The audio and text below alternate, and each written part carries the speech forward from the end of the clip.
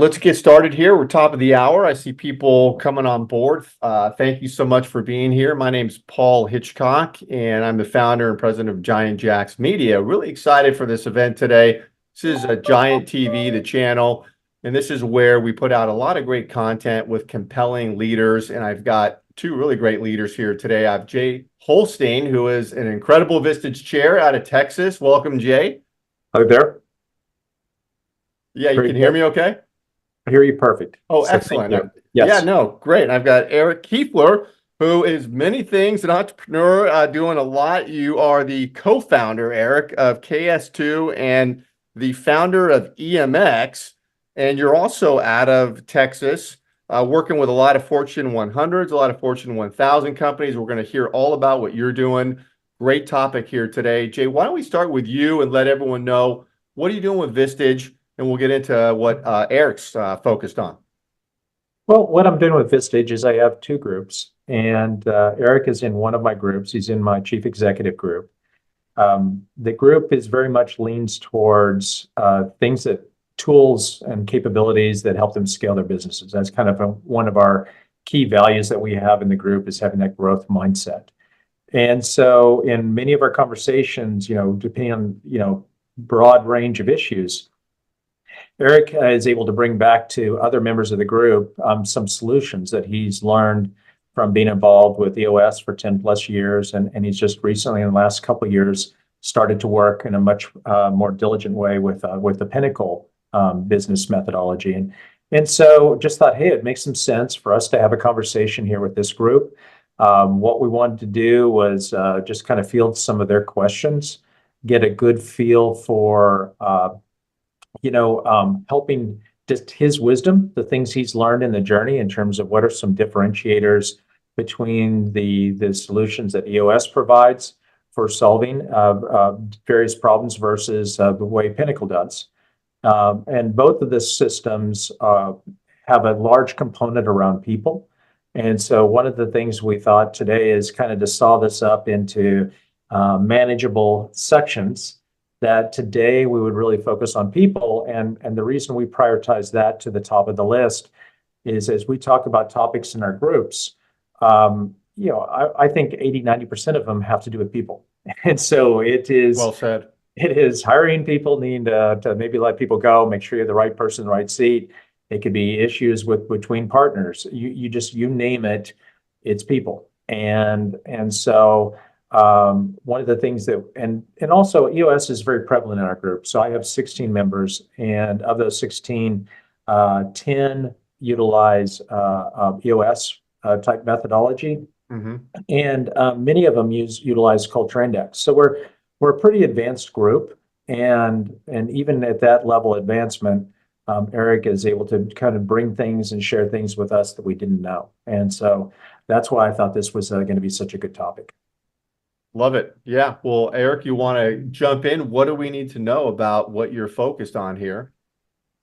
Yeah, Jay laid it out really well. Thank you for that, Jay. I appreciate it. I think there was a compliment in there, so thank you so much. The big thing for today is really what I want to bring is not only have studied EOS, studied Pinnacle, studied scaling up, studied OKR, studied probably 5 or 6 of the different business operating system BOSs, but I'm also a practitioner, right? So everything we're talking about today, I hope to be useful for the audience. And another thing that I'm in strategic coach. So I'm in the 10X group there, which is a kind of a mastermind group, if you will. So a lot of the concepts and things are coming from all these different frameworks, and I'm weaving them into my day-to-day business, which I'm co-founder of at KS2. And where that matters is I get the opportunity to leverage all of these tools, all of these frameworks, and test them, if you will,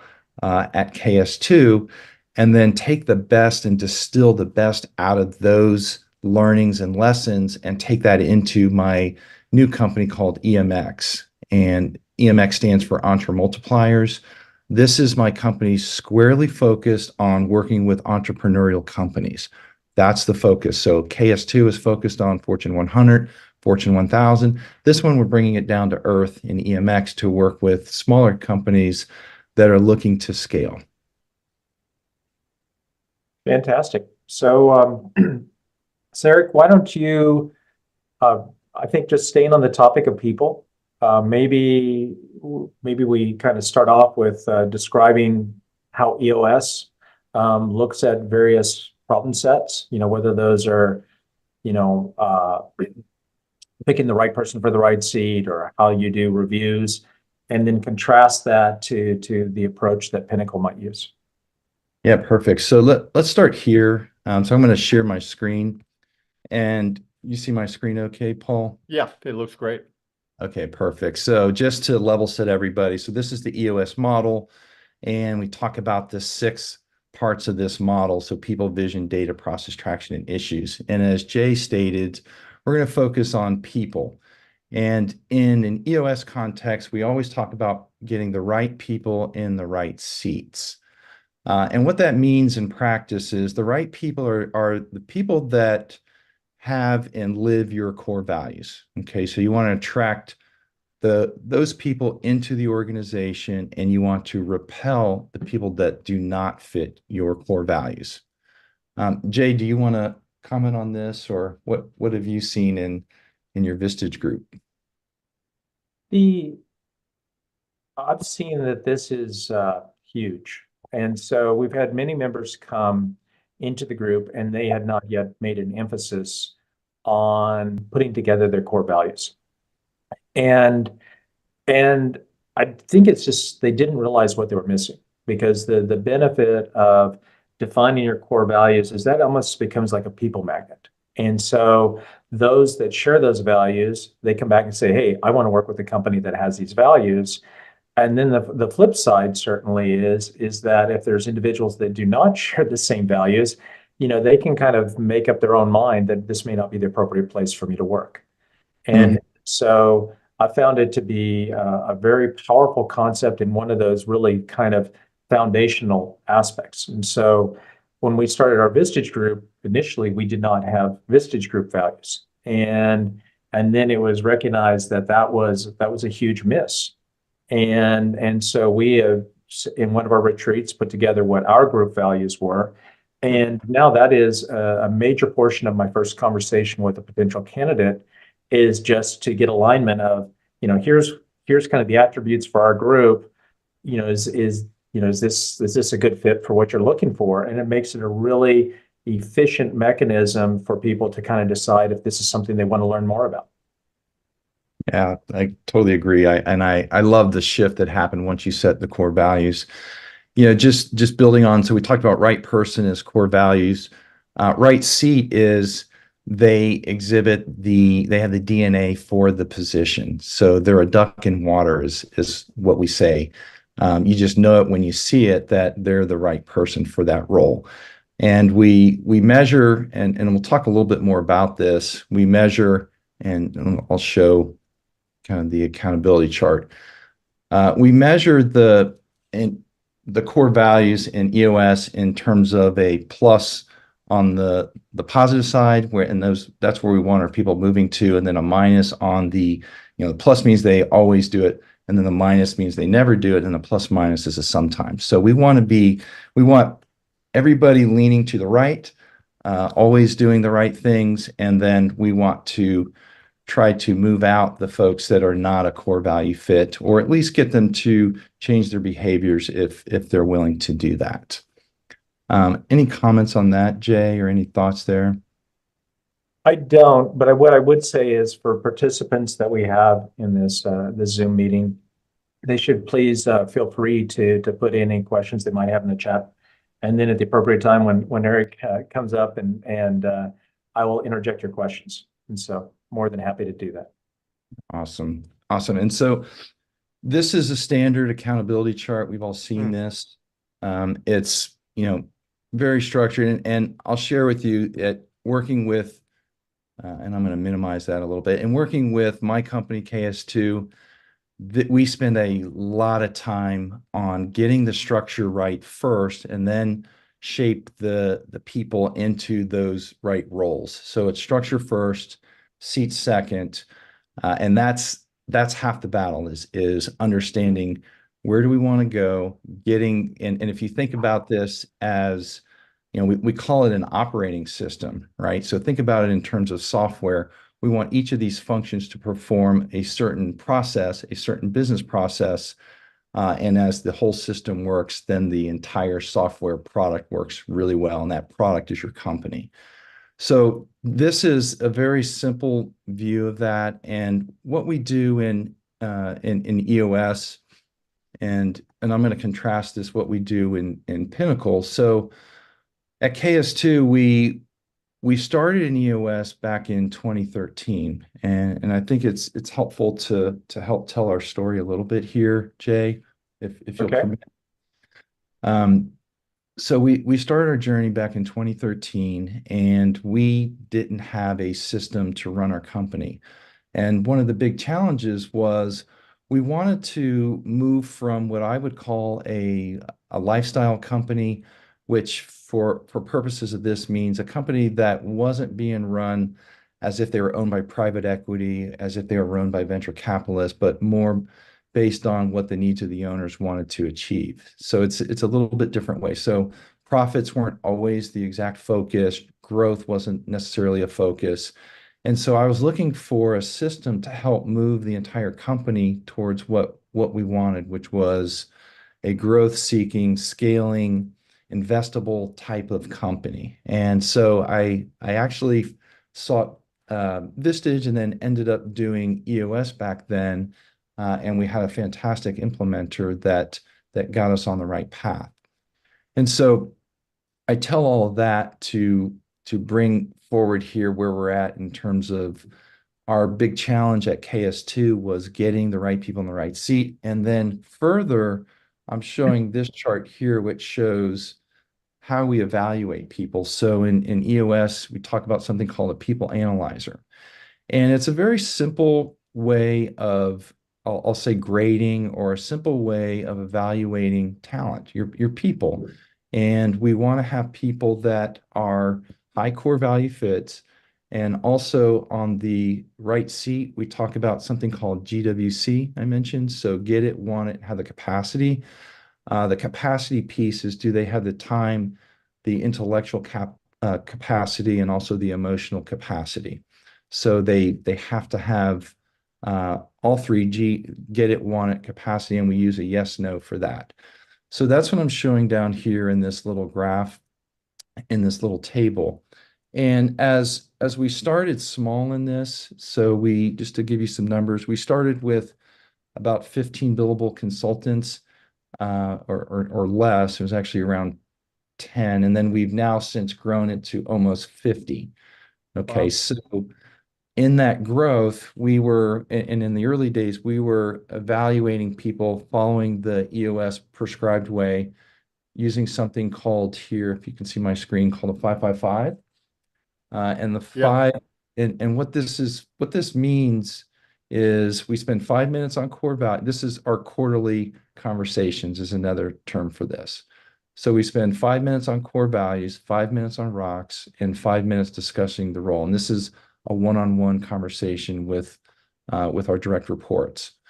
And so that, if you do the math, I know it's hard, but it's 15 minutes. And this is one area that when I compare EOS to what we're doing now with Pinnacle, I see a shift because our people are so important. It's, as Jay said, we spend 80% of our time and energy on developing people, on managing people, leading people. And we don't look at people as a cost. We look at our people as an investment. And that's a shift. And so we believe that we need to invest a lot more time than, say, 15 minutes in a quarterly coaching. So I say that because in the Pinnacle way of doing things, we spend a lot more time. And I'm happy to show, Jay, if it makes sense to go into some of that, or if you have any questions. All right, can I ask you a quick question on something, or would that be okay? Yeah, this is an outsider, you two are the experts, but so is it a fair way to describe that, where you're going in there and first you're looking at structure and are people in the right roles through a really refined process, and then you're figuring out if someone's not in the right role. It's not about firing people, It's about moving people around and getting the team airtight for efficiency. Am I saying that right? Yeah, so what I would just the first thing that we do is actually try to get the right structure. So that's where people get confused, is they say we have all these people and they feel like they need to take those same exact people and find a slot for them, a seat for them. Mm-hmm. This is a little bit different thinking. We say, okay, based on where the company is now, where do we need to go? Now let's structure our leadership team to get there. Let's put those functions together. Love And it. then let's think about the second level after that.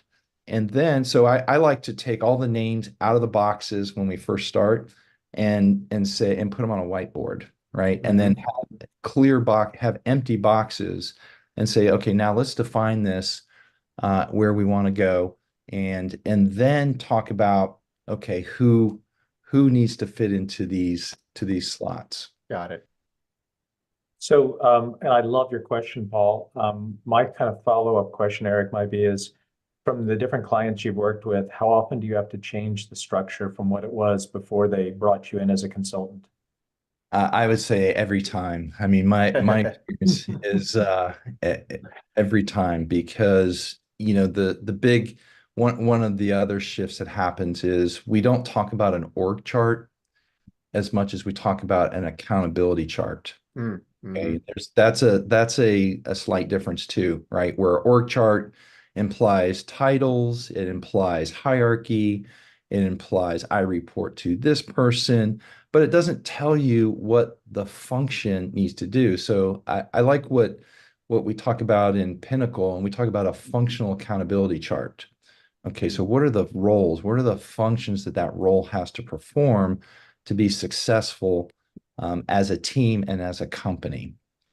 And then just one other add-on to that, and then I'll pause, is in Pinnacle, we also talk about a process accountability, and we link the process accountability to the function accountability, so that every person in the organization should know, their key role, their key processes, and then, because it's Pinnacle and it's an open system, I also pull in, and I like what Keith Cunningham says about the three keys.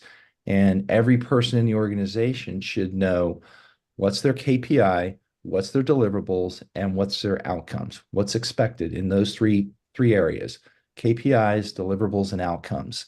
And that is all woven into our Pinnacle operating system for the clients that I'm working with. Mm-hmm. And you said that for every employee, correct?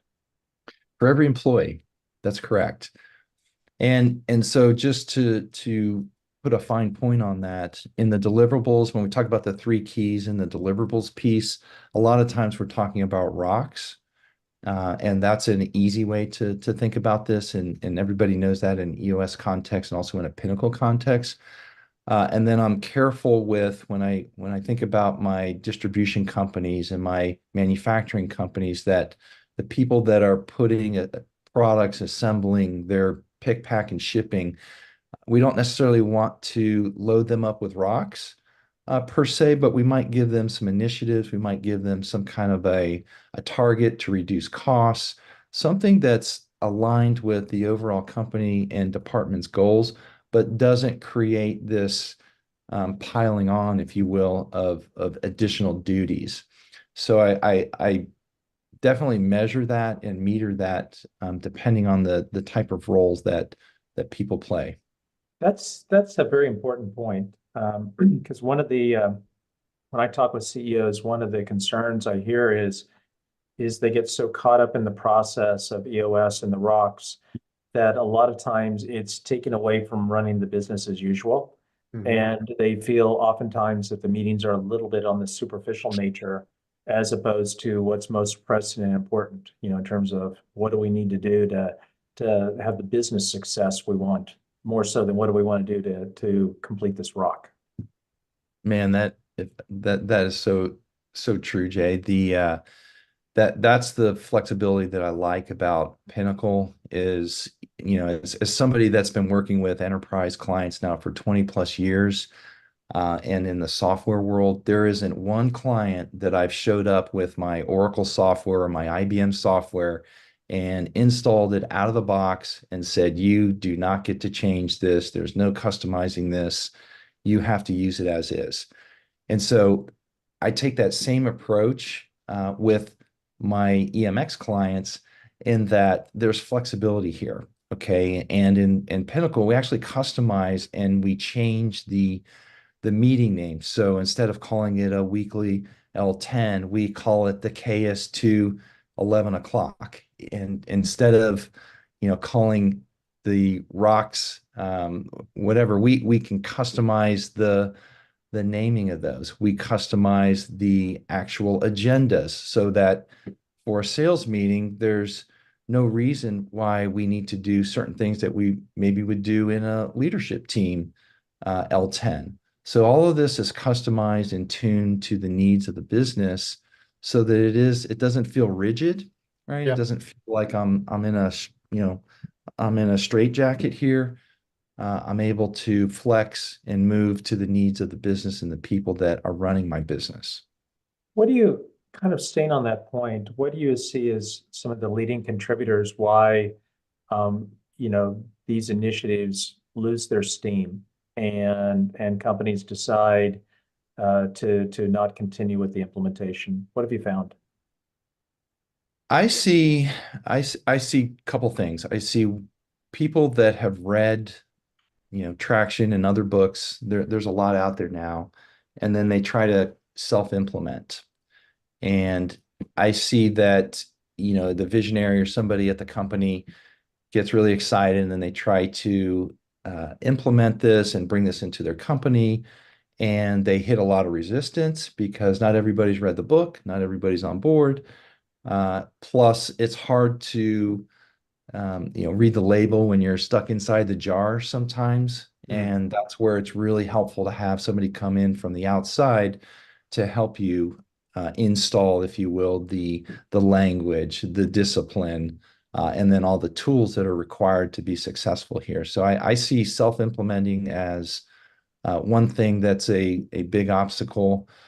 The other is I see people get kind of half implemented, I'll call it, where they get the leadership team gets on board, and then they have trouble cascading to the additional departments. Okay, so it's called a system for a reason. And if you're only using it in one group, and I've seen this where there's a company of 1,000 people and they have a leadership team fully doing it, and some departments working well, but not all departments. So it doesn't feel like it's fully installed in. It doesn't feel like they're getting the full value. So those are a couple areas that I've seen.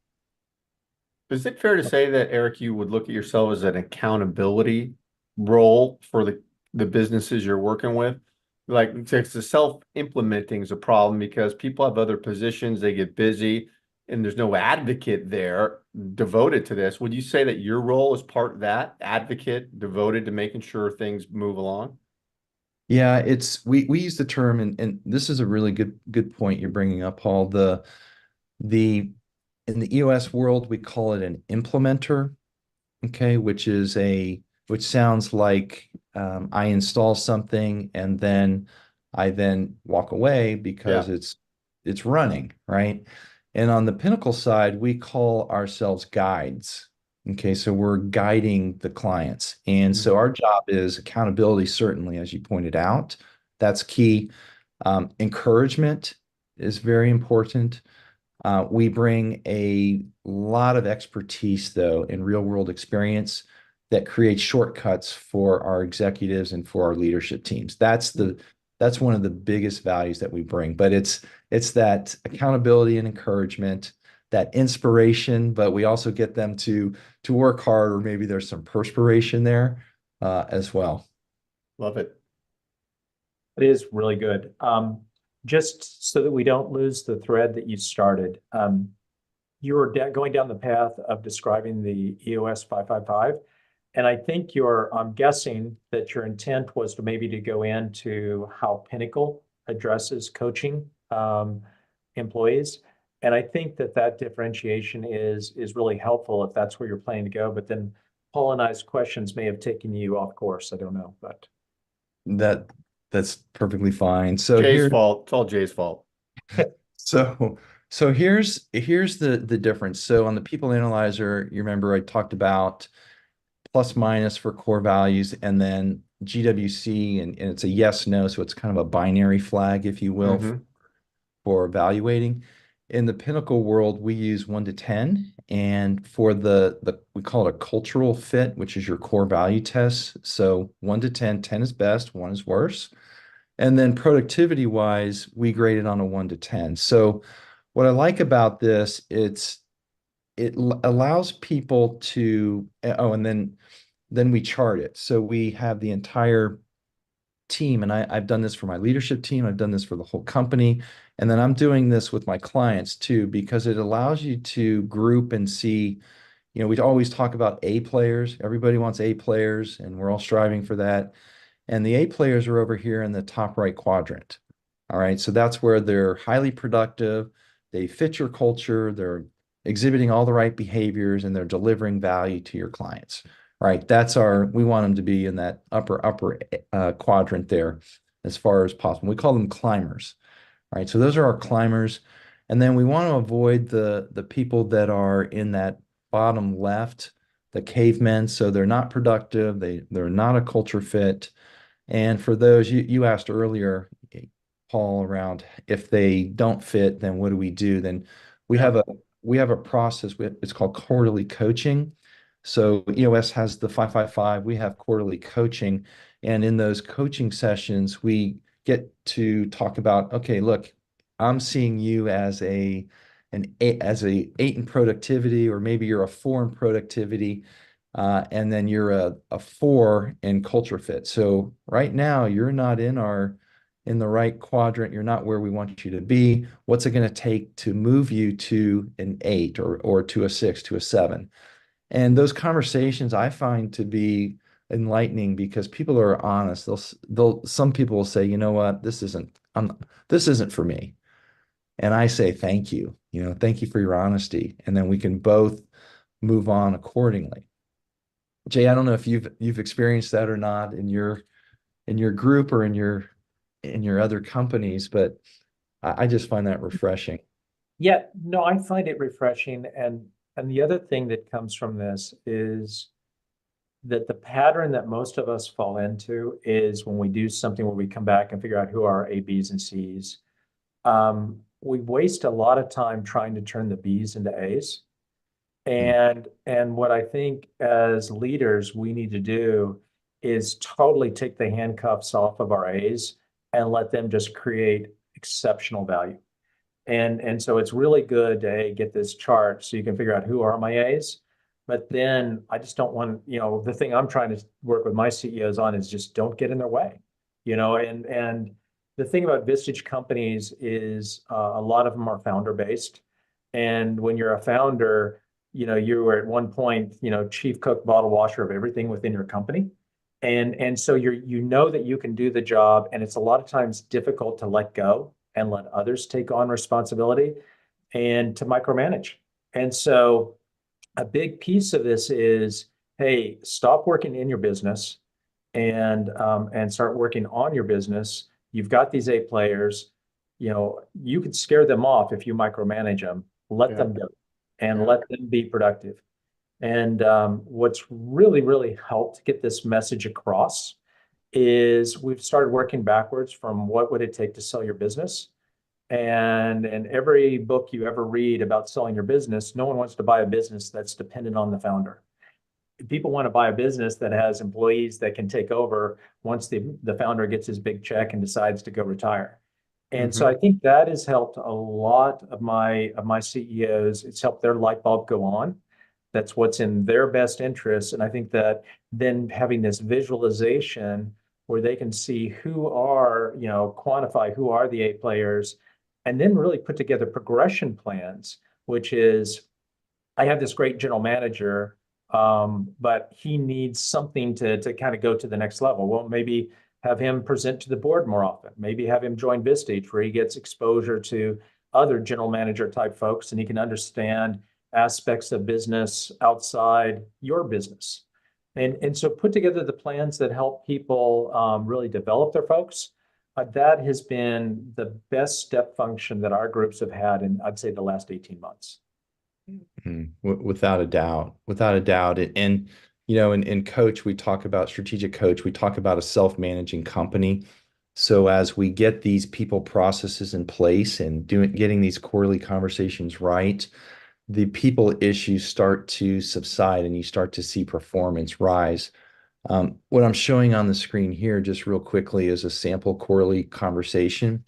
So this is what the coaching looks like. And, what's working, what's not working. A lot of people use that. I like some of these specific ones in here, especially as you hire, I'll call them millennials or Z, whatever generation we're in now. But, younger people coming in, they want to know that they're working on things that matter. Okay, so I like to ask the question around, do you feel that you're working on things that really matter? Is the work that you're doing important? How do you feel about the work that you're doing? Are you proud of it? These are things that are really, really important for the groups that we're working with, our people. And what has you frustrated? As a leader, our job is to remove the barriers. Our job is to remove the friction and make life better, right? So what has you frustrated? That's another question that I'd love to ask. So these are just some of the tools that we use in Pinnacle, and I find them to be a little richer and the conversations a little richer versus that, that rigid and feels a little bit limited around the 5-5-5. Does that make sense? It certainly does. I mean, especially if you pretend that you're the employee, and so if your boss, here you're working your butt off for this company and your boss is only able to give you 15 minutes. It never had a good feel to me. I never really loved the 5-5-5, but once you showed me how the Pinnacle approach, then I was like, okay, that kind of crystallized for me, kind of like, yeah, I like the much more human approach where you're having a meaningful conversation where you're discussing, do they have value, or even, there's, a Gallup type question. Do you have a friend in the company? And kind of having those interview questions, like instead of an exit interview, think of it like a stay interview, so that you really are able to get into your employees' minds and understand, why do they work for you? What, what's keeping them here? And rarely is the answer money. Usually, and usually the answer people quit is because of their boss. And so, if you can develop that rapport and get that relationship and improve upon it and have them feel like you're in their corner to try to help them move up the ranks and become a more valuable employee, that's very important. And this is such an important conversation that I really like the attention that Pinnacle gives to it. How do you get somebody started on Pinnacle? I mean, what does the onboarding, the initial interaction look like? Yeah, so let me skip to that. So Before you go there, I was just going to say, I think what Eric and I were thinking is this might be the first of multiple sessions. Yeah. So, so I think if you like what we've done here around people, we're also planning, future sessions around, process and helping with structure and other areas. So we'll be continually building on it. And I just want to make sure that people are aware that this, we're not seeing this as a one and done. I think there's a lot of valuable content that Eric has to share with us, and wanted them to be aware that we see this as a high value conversation, and we're more than happy to have subsequent conversations. So yeah, Jake. Well, I can just add mine. When you've talked to me about your group, your Vistage group, and the people in that group who are absolutely dynamic and crushing it in business, and a big chunk of them are using processes like this that you're talking to about, I think says really, all of it. All you need to know there is it works. This is the mindset of the people we want in the group. We want people who have that growth mindset, that understand that they don't have all the answers, and they're willing to come and share with others, saying, I'm stuck here. What do you see that maybe I'm not seeing? Have you had this experience? Can I learn from your mistakes so I don't have to make them myself? Yeah. You know, Yeah. all those things are just natural. And if people have those mindsets, then this is a great environment for them. Hmm. Yeah. And just to piggyback on Paul's question back there. So Paul, you're asking how do we get started? Yeah. I definitely have a slide on that, but the one thing too that I found helpful is to compare the two models, put them side by side, just to know, uh, and as Jay said, today is all about people. And so the models they look a little similar on the surface. The big difference, a couple big differences. One is there's quite a bit more tools on the Pinnacle side. So the Pinnacle tooling, if you will, the toolbox is, first of all, the tools are evergreen, meaning they're constantly being improved. And then the actual growth of the tools. We just added some additional tools this last quarter, and there's more coming. And so I think we're up to 70 or 80 tools in Pinnacle, and I think there's maybe 30 or 40 perhaps on the EOS side. So it's a doubling.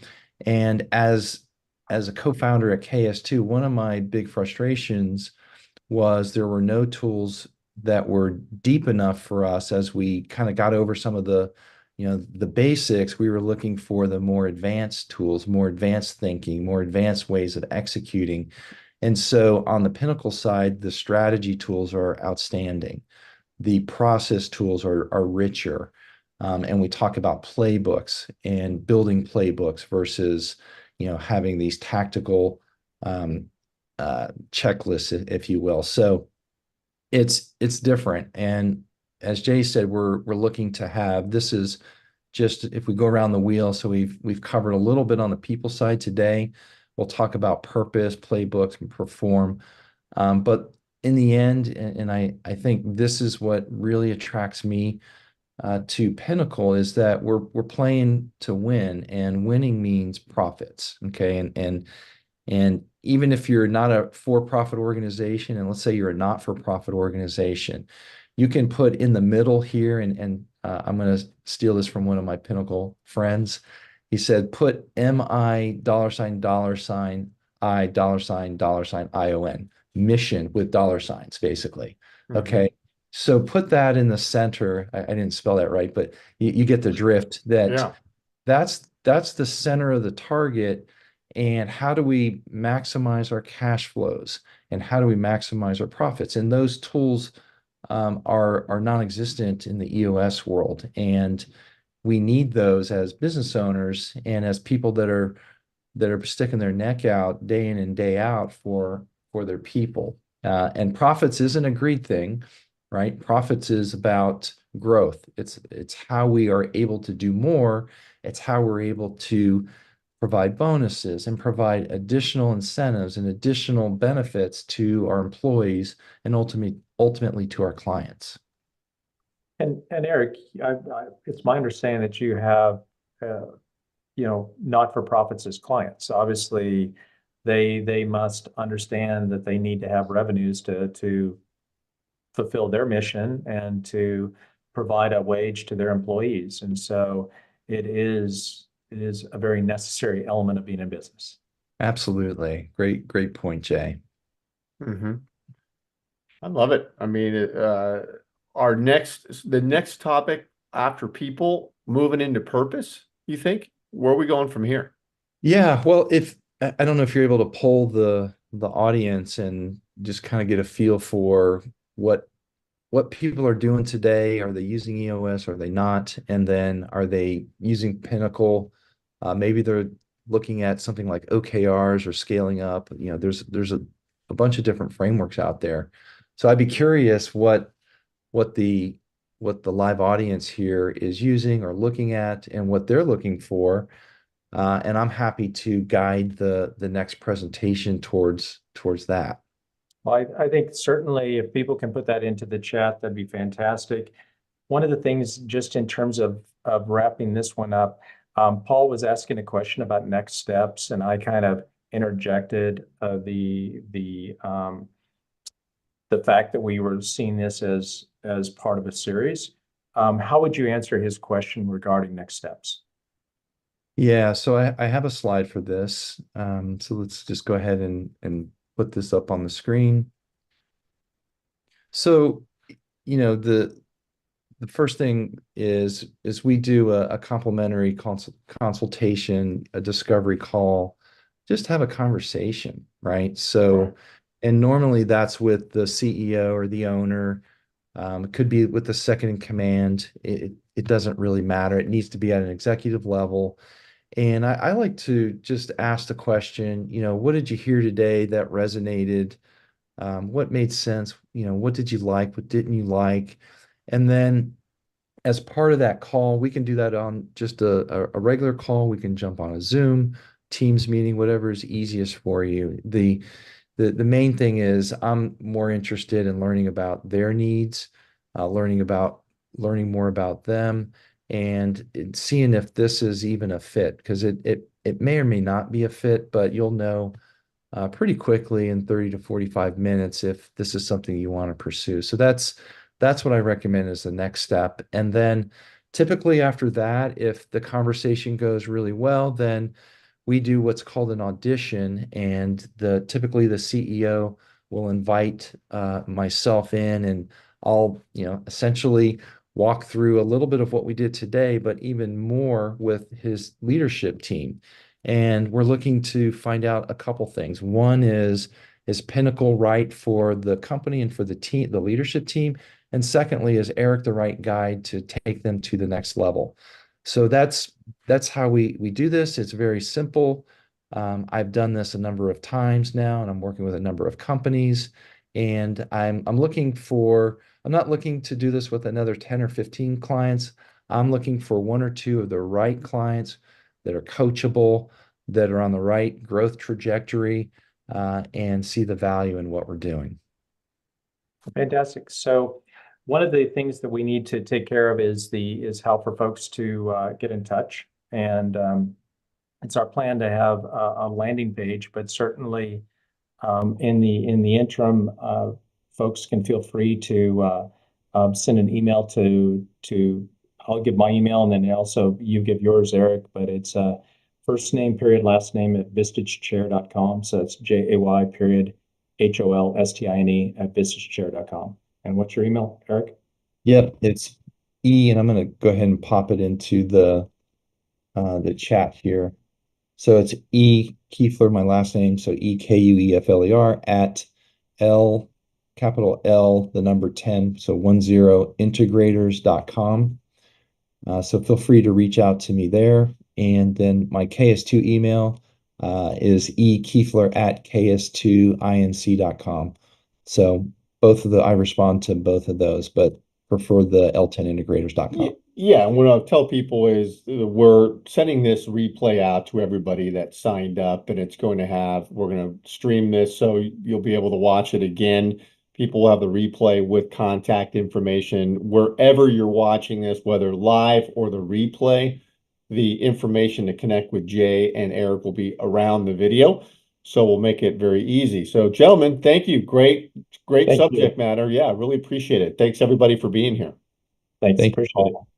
Okay. Appreciate you guys. All right. Bye-bye. All right. Talk to you.